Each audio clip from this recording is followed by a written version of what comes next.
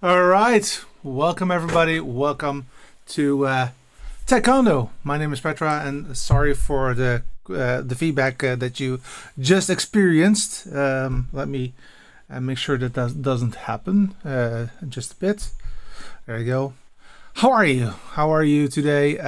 Just wanted to way too much sound here. Let me get rid of this quickly. For one reason or the other. There you go. Should be okay now. All right. Welcome, guys. Indeed, this episode of Taekwondo is, of course, dedicated to my pal Kermit, who unfortunately passed away last Friday. Not yesterday, but a week earlier on. And of course, he was sick for quite some time. So we were expecting it, though. Of course, nothing prepares you for the moment itself. On Friday, the 10th of November, what we did was that we euthanized him on that Friday. It was very peaceful. It was really, in a way, beautiful. Though, of course, it's always painful to miss your pal. Not sure what I'm going to do with the countdown. For now, we're keeping it the same, but I am thinking about something else. But for now, it's going to remain. On the same Friday, he also got cremated, and also that was a good and really beautiful sight. So this one is for you, my friend. All right. Welcome, everybody. Welcome to Taekwondo. Appreciate you for taking the time and effort to be here. Of course, like always, I do see that MT was the first one in line, but closely followed, of course, by Raoul. Welcome, Raoul, and MT, of course. Gerard, also from Stuttgart. Welcome. Appreciate you for taking the time, of course. I see Eric is also in the house. Looks like the chat moderators are here. Yes, they are there indeed. Thank you so much again. Also, Veal is in the house. Cool of you to be here. Let me see if I... oh, this is interesting. Gareth says you jumped from DGF or what is it? Dave Joshua Ford or something. Yep. I think that he's back. I also didn't see him for a long period of time. And I think Kermit will always be part of Taekwondo. Absolutely. He is definitely part of Taekwondo and will remain here for sure. Hey, welcome everybody. Today I wanted to, talk a little bit about the gig that I had 2 weeks ago. This is a little bit belated, but of course, nevertheless, I will be talking about it. I do have a hard stop in 45 minutes, roughly, at the moment. So it's going to be a little bit shorter than normal. I hope that that's okay with you guys. But nevertheless, welcome. Hey, so what I wanted to do is that I actually have the footage of the concert of at least one of the artists available on my laptop, and the way that I'm doing this is a little bit awkward, but it was a last minute decision of me. So let me make sure that everything is connected and working. Yeah, there you go. At least I'm there. So what you'll see in just a bit is a short video. I will be also adding audio to it, so you will also see the audio. And let's see what you guys think about that. So this is what we produced back then, and let's show. So this is the starting point of the audio. I hope that you still can hear me. I'll just make it a little bit less obvious. Maybe I can also make it full size now. Let me try that very briefly. Right here, boom. So now you should be able to see it and hear it. So this is all done by one person. So I produced all cameras, and I will show you in just a bit how it's been produced. This is still the starting point of the show. So let me make it a little bit faster, like so. There you go. Now we're having some fun. As you can see, it's quite a nice environment.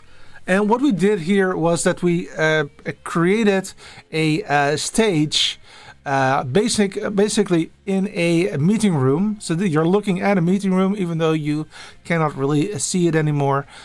These, by the way, are all P120s by Burdock. Apart from the one that is going to the center stage. So this one is also P120. This one is also P120. There's also a P100, and maybe I can show that.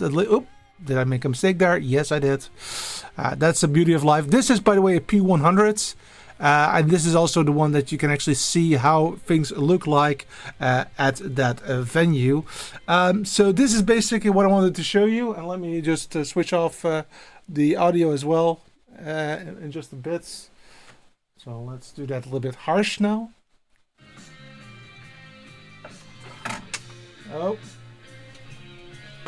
So there you go. We'll figure it out later. So indeed, so that's the way that it all looked like when I did the show 2 weeks ago. And I'm going to walk you through what we did. Of course, we already did a video, a walkthrough, but this time around we have a little bit more time to really delve into a little bit more. But before I do that, let's check if there are some comments or remarks that you want to talk about.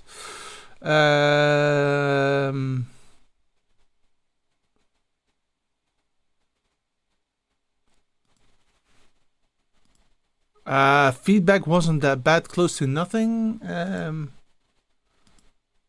Indeed. Oh yeah, there was indeed, Robert, a fog machine as well. It was water-based, by the way, so it was like a hazer. And we have to use a water-based one because we're doing this in a meeting room, and there are alarms there as well, so we want to avoid getting into trouble there. So we had a water-based hazer. That was a classic shut up situation to the notebook. Yep. Indeed. Eric says the meeting room was perfectly dressed and camouflage looked like a regular performance space. Thank you so much. Really appreciate it. And that's really not me. That's actually somebody else who does that, and he's really good at it. I have a picture of him because we tested something. And I'll show that in just a bit. Let me get to the correct screen. Do I like this? Why not? So let's go ahead and show this. So this is a test to show how it looked like, and this guy right there, he was the one that was responsible for the look and feel of that environment. As you can see, he is we're still on ladders, and it was not done back then. There's still a lot on the floor, but at least you can see what it looks like in normal light, and then all the magic is gone. Right? It's literally the lights that make the scene, and that is what he did. And his name, by the way, Eric, is also Eric, just for the sake of it. So that's what I wanted to show you on that one. But how did we get all this organized? How was that? Okay, so here goes nothing. So here you go. This is a picture that we made on the day before. And in the center, can I zoom in or not? I don't think so. Okay, in the center right here, you'll see the P100. So this is what we call the ISO camera, the ISO camera. Not to be mistaken of ISO recording. But the ISO camera is what we have been calling that for like 15 years or so. It's basically one camera that always has a overarching view, but maybe also a little bit of a tighter view. But at least it's always a camera that you can go back to if there's any issues or whatever. You can always go there. It's just like a fail-safe camera, and that one is typically in the center of the environment. And on the left-hand side and on the right-hand side, you see two P120s, and these are all connected via arms. The left and right arm are by Manfrotto, with a super clamp by Manfrotto. And this is the way that we got to do this. Above there, you'll see two lights. These are two theatrical lights. With a filter on it. It's a gold filter, so to speak. I'm personally still in debate if you want to have a gold filter, yes or no. I do like a little bit more blue light, honestly. But we decided to go with the yellow light instead. Anyway, though, in all fairness, we did have a problem. And this was unforeseen. And that's that in the second act or third act, I believe it's the second act, in the second song of the second act, the two front lights just stopped working immediately. And of course we tried to fix it, but we could not get it fixed during that song. So we just said, okay, just continue with that song, because the show was also on radio, and of course radio doesn't see that we have problems. So let's just go ahead with that until we're done. But unfortunately, the video was not great at all. It was really because there was a lot less light. It was a lot of focus pulling, and it was just a mess. So long story short, it took some time to figure out what was going on. Actually, we didn't figure it out on the day itself. We did, of course, get it to work again by just changing the power strip and the power outlet in the venue. So actually two changes to the set. However, it seemed to be something that I didn't expect, but on the cable that was originally connected, there is a failsafe, a heat failsafe. So it actually just switched off due to heat that it got. And the only thing that we actually needed to do is either wait, and that we should have done that, or second, we can just switch it on again and then make sure that the wired is fully unwrapped, so that it can dissipate the heat a little bit better. So yes, we learned something during that day as well.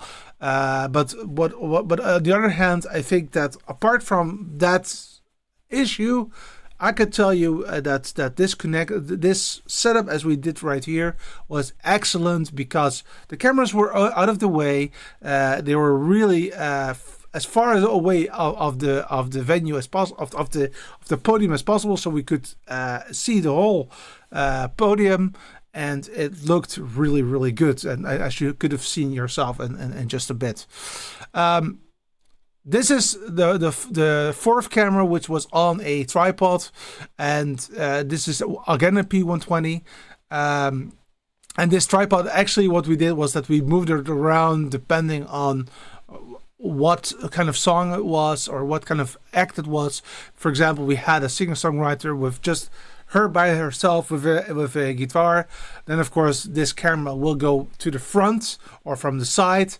But if you have a drummer like in the first gig that we just showed, we actually put this camera right here. Let me see if I can go there. Let me. Because of course I want to show you a little bit more in just a bit. Let me go back to that picture of my colleague. So if you go here again, it was literally here where with my mouse behind those. Well, you cannot see it. Wait, maybe like this then. Maybe make sure that you can see it right there. So here, this area right here. That's where the tripod was. It was perfectly. It could barely fit there, and it was really, really, really handy to have it there.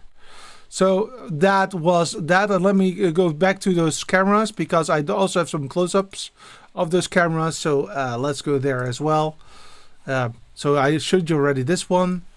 That was the left one, as you can see, with a Manfrotto arm and a Manfrotto clamp.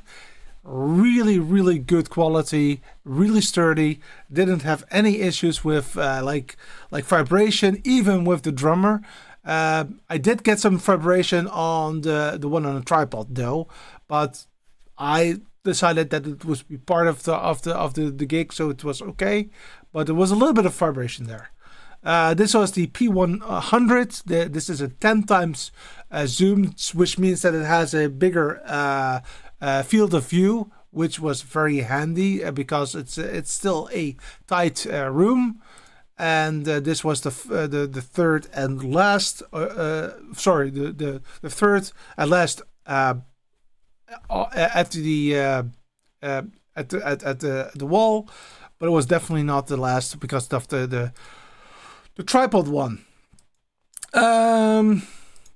Yes. So I have to go back and forth a little bit. Before I start with the situation in my own studio, let's see if there are some questions.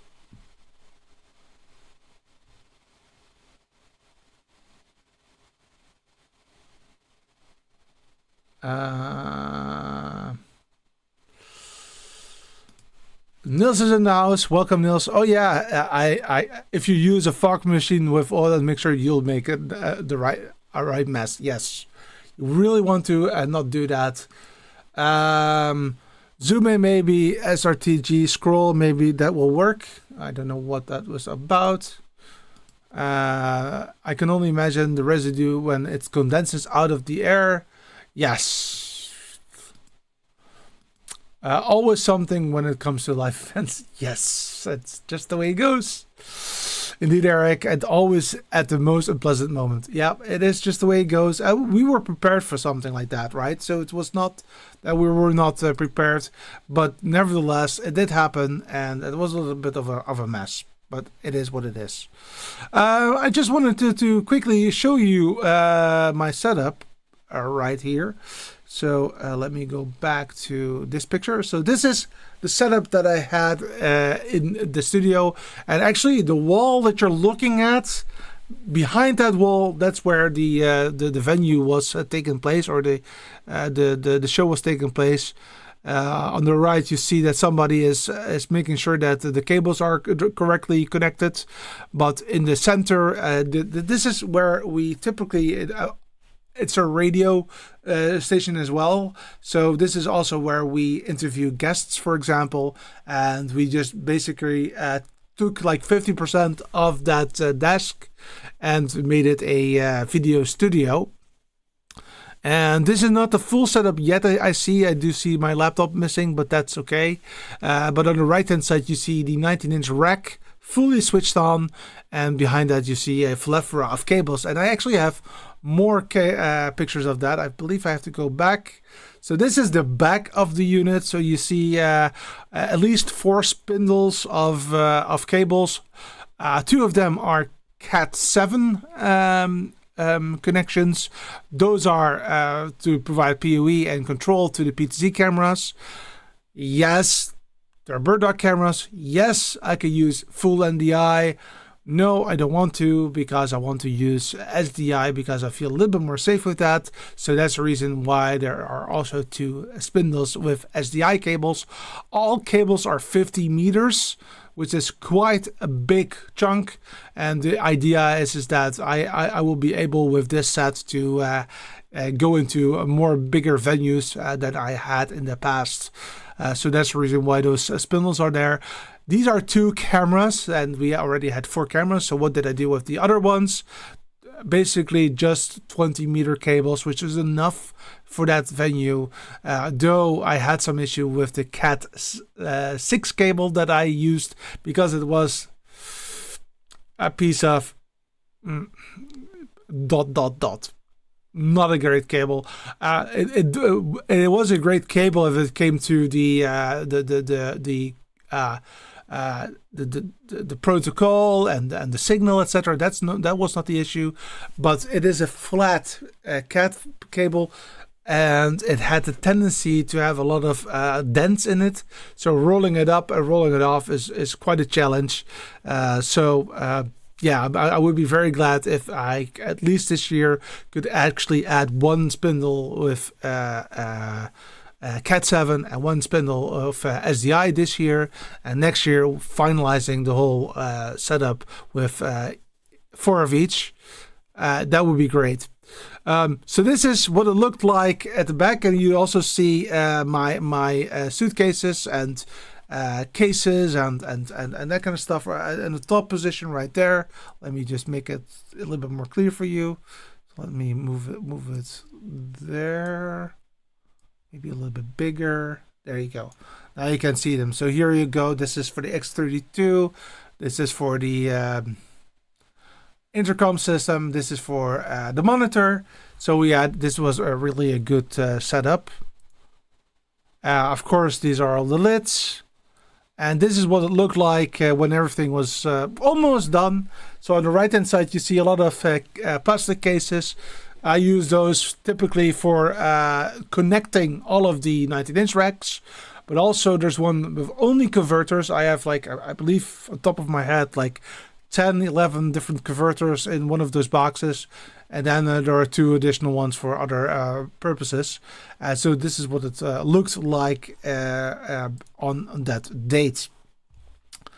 Let me go back because I also have some close-ups of the gear that's on the table. So let's show that as well. Here you go. So this is the X32 console. So this is not the audio console by itself, but it's like a keyboard. It helps to control the real mixer, which is in the rack. It's called the X32 rack, and this is the X Touch. Both are from Behringer. And at top left, you see that I am using a Genelec speaker, and boy, do I love those. They're really, I would state one of the best monitors, like loudspeaker monitors that you can have, and I highly recommend those by Genelec. This is the PTZ Optics Super Joystick. The PTZ Optics logo I have been camouflaging with I Love Burdock, because I'm actually using only Burdocks these days for the most of the gigs. There will be a gig in January of next year where I will have to use the two PTZ Optics cameras as well, but they don't have to be in the same room, or they don't have to show the same coloring as the others, so I'm good for that. Though I do like Burdock cameras more because of their color science. I do like them quite a lot. Next to that, you'll see here my trustworthy advanced panel. I love that thing. It's such a joy to utilize this one, and also with the possibility to directly access macros, and also directly access like stills. It's such a pleasure to work with this one. And you might notice that the downstream key is currently active, and that is because of this system, which is just vMix, and also a central control for animations. I did not bring the Stream Deck this time around due to the fact that as you could see, there are some space constraints, so I actually just used the mouse to switch between those two scenes, and I only had to do that maybe once every hour, so it was quite okay to use that for just 3 mouse clicks. I am of course using the Ultra Studio for the Ultra Studio Mini. All right, so that's then going back to these. Let me see if I have other shots that might be of interest. I think that's, well, yeah, maybe one last one would be this one. As you can see, this is during a interview, so I actually could sit back a little bit and relax a little bit. And this is what my view looked like, and I actually really loved that monitor, which is actually just a TV. Believe it or not, it's a TV. It's by Samsung. It's a QLED, so that means that the blacks are quite black. Not perfect, but definitely better than what I had in the past. So I actually think that I had a very good look and feel to it. And this is me actively working during that show. This is a screen grab from a video that my dad made, and of course you can see that on the Facebook page of myself. But that is roughly what it's all about. I think that those are also the pictures that I had for you today. So a lot we have done, a lot we have learned. So that is good.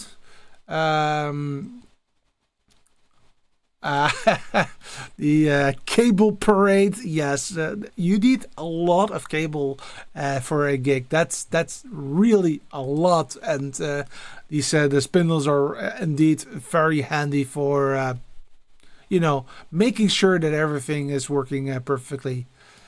Eric says, how many trips vehicles were required to load in and load out at the end? Exactly 2. My Fiat 500 electric, so it's a small car, was filled to the rim, and well, actually that's not true. My dad's car, the Mazda 2, was filled to the rim, so really nothing could be added there. So my dad actually, helped me out at the very end of the day, which.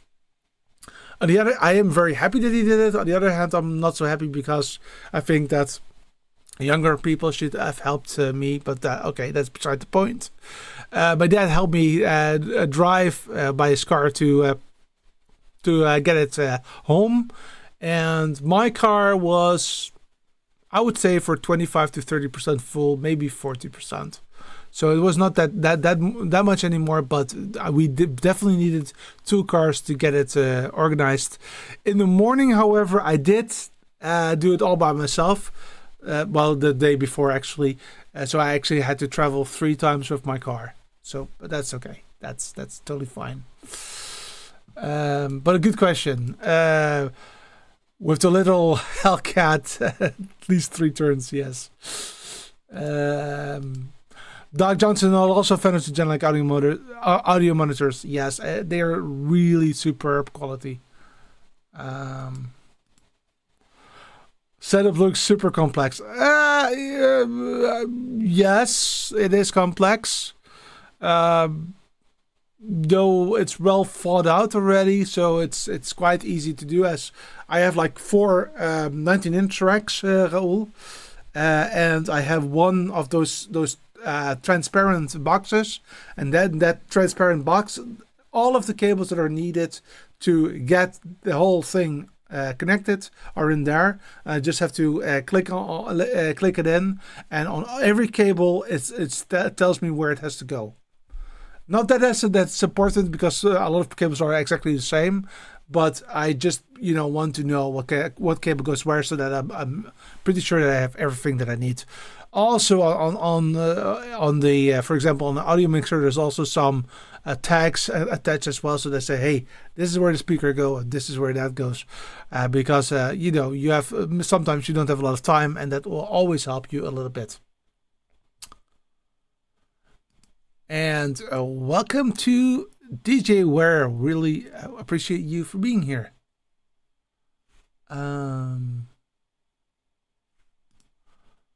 Robert says, I worked in a comedy club doing sound and light in Redondo Beach, California, and used oil-based fog juice. Hard to breathe afterwards. Yes. You have to be careful with that stuff. And especially if you want to have like people also attending, then that makes a lot of sense, right? By the way, this is not coffee, this is just water. Anyway, so that is those are the gigs that we were discussing, and it was really fun to do. And I'm a bit sorry for not being there last week because of Kermit, of course. But next week, of course, we will have a new show, and I can tell you that we'll go live every single week until the 16th of December. So that will be the last episode of this year. It's going to be 4 or 5 episodes still. And we're going to have some fun. I think that December will be a lot of fun, interesting things that we could talk about, like Christmas guides and that kind of stuff. And I am actually also looking forward to talk about audio next year, because there might be some new audio gear coming. And that's in the form of a mixer, and a very nice one at that. Why? But you have an X32. Yes, but I'm thinking of maybe replacing that one with a lesser audio mixer. But we're going to talk about that, why, etc. once it arrives. The thing is that the audio mixer has a 13-week delivery. So if I would buy it now, I have to wait for 13 weeks. So it's a very new mixer. So I'll talk about that as soon as I get it. I'm looking forward to giving it a spin, and I hope that it is exactly as it should. So I will be talking about that. Also, during the Christmas period, I am considering to move everything out of this studio. Clean everything out, making sure that everything is properly recategorized, and there will be some changes, but not so much. I think that basically this backdrop will roughly be the same, but I think that this part will be might be a little bit different than it was in the previous. And actually, come to think of it, I just realized that it's already different than it was just a couple of weeks ago, because you actually don't see the back of what the live view unit anymore, which is okay. Anyway, that's all that I had in store for you today. I hope that you liked it. I certainly liked to being back. It felt awkward last week to not be there. On the other hand, I think that looking at the emotional roller coaster that I was in at that particular time, I think it would be good not to do that.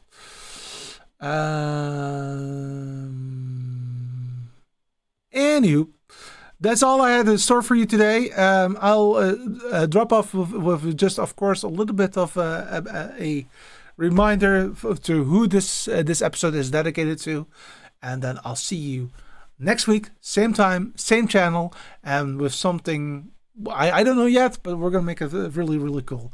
Have a fantastic week, guys. See you around. Bye bye.